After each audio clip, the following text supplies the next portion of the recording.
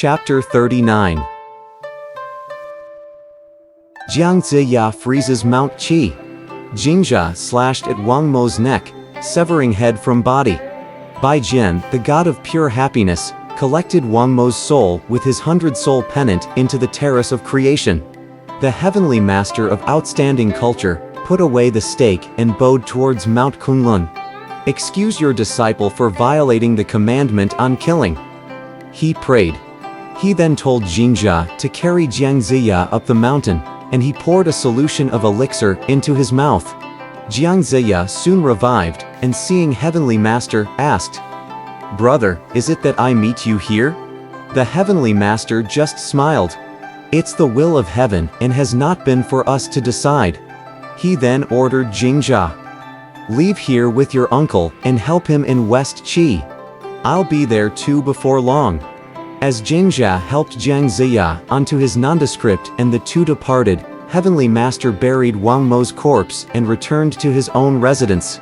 Meanwhile, the generals of West Qi were deeply worried about Jiang Ziya.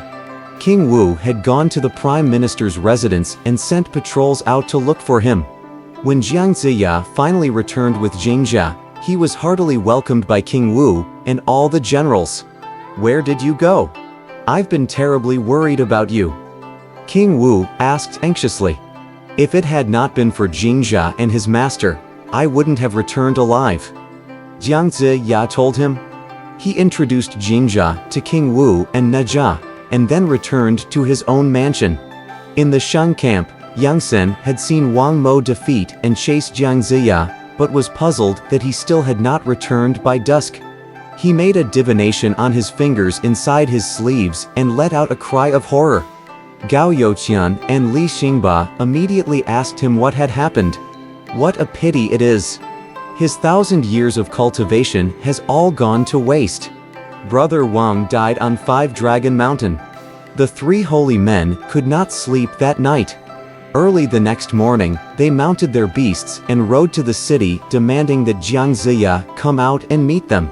When the report reached Jiang Ziya, he hesitated as his wounds were not yet completely healed.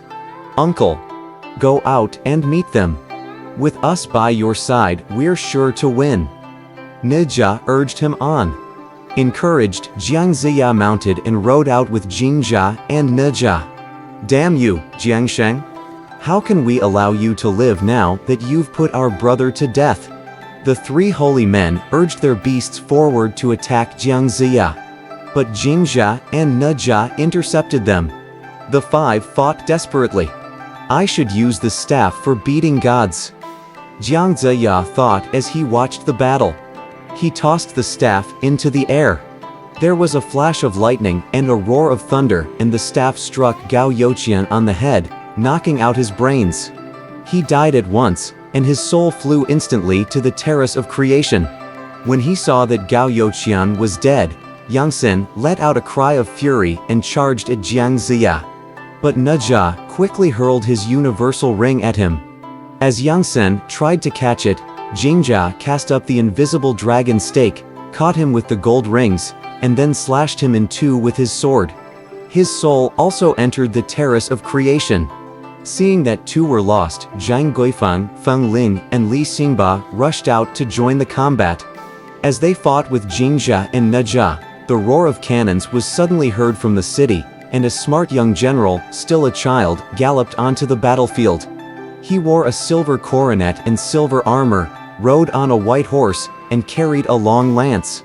It was Huang Tianxiang, the fourth son of Huang Feihu.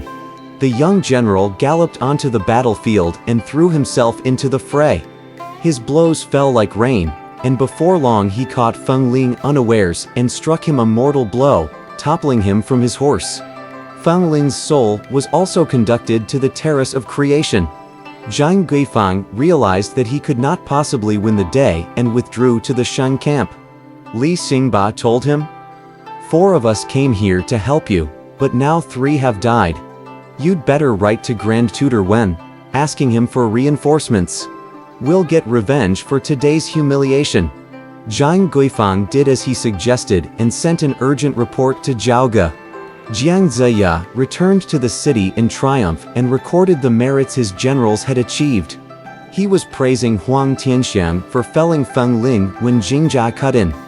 "Uncle, we shouldn't stop at this victory. We'd better engage Zhang Guifang again tomorrow." "You're right, General Jingjia," Jiang Ziya said in full agreement. The following day, Jiang Ziya took his army out of the city and demanded Zhang Guifang. "I've never been defeated so badly. I cannot bear the insults any longer. I'll meet them myself." Zhang Guifang said angrily on hearing the shouting outside his camp. He mounted his horse and led his men out.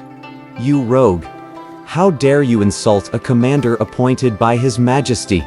I'm prepared to fight you to the end." As he urged his horse forward, Huang Tianxiang sprang out from behind Jiang Ziya and engaged him in fierce combat.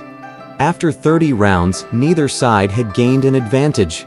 Jiang Ziya ordered that the drums be beaten to signal a general offensive. More than 20 brave generals rushed out to join the battle. They encircled Zhang Guifang, who fought like a wild tiger. "Go and engage Li Xingba so that I'll have the opportunity to get him with my staff for beating gods," Jiang Ziya ordered Jingjia. Jingjia, who always did battle on foot, ran toward Li Xingba with his sword raised. Li met the attack with his iron staves. After several rounds, Nijia raced over on his wind-fire wheels to help his brother. Seizing this opportunity, Jiang Ziya drew out his staff, but Li Xingba realized the danger he was in and immediately slapped his beast. It shot into the air and took flight at once. Seeing that Li Xingba had fled, Nijia rushed over to Zhang Guifang. "Zhang Guifang, get down from your horse, and be quick about it. We'll let you live if you surrender. Why not enjoy a happy and peaceful life with us?" Chao Tian and his brother cried. "You wretches! I'll give up my life to prove my loyalty. I'll never degrade my honor. I'm not afraid of death the way you are." Zhang shouted back. Zhang Guifang had been fighting since morning, and it was now noon. He realized that he had no hope of getting out alive. "King Zhou, I can serve you no longer, but I've been a loyal minister to the end," he cried. He turned his lance about and stabbed himself through the throat. He fell from his saddle, and his soul flew to the terrace of creation. Their commander dead, most of his soldiers surrendered, and the rest fled back to the passes. Jiang Ziya and his men returned to the city in triumph. Li Xingba had escaped in a panic, but as one of the 4 holy men, he was destined to follow his brothers.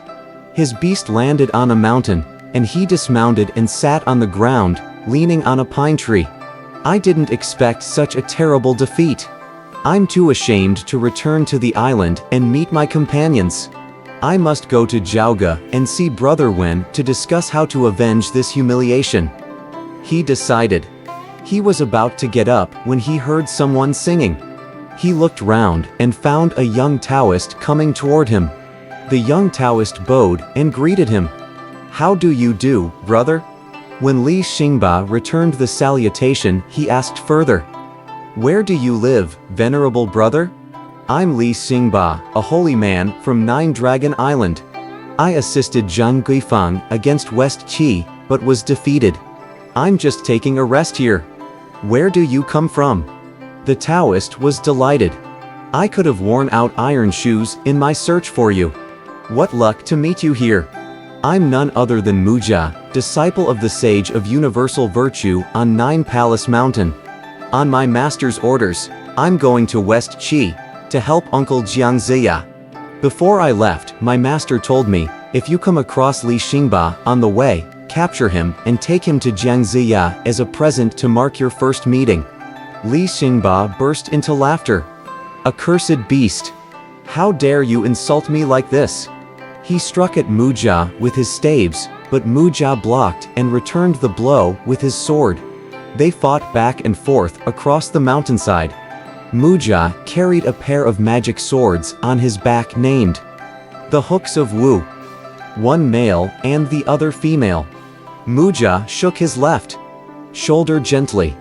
The male sword immediately flew up into the sky, circled a few times, then dropped and sliced off Li Xingba's head.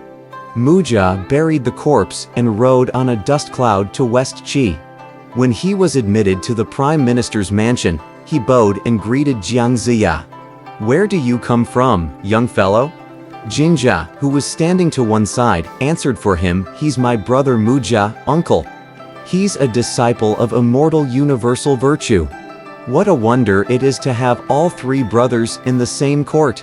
Your names will be recorded in history forever." Jiang Ziya said with approval.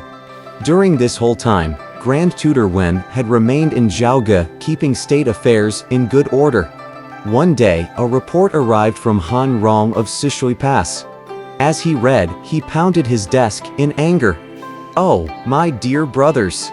What a pity that you should lose your innocent lives. It's only because I hold the highest rank that I dared not leave here at this time of crisis. This report cuts me deeply."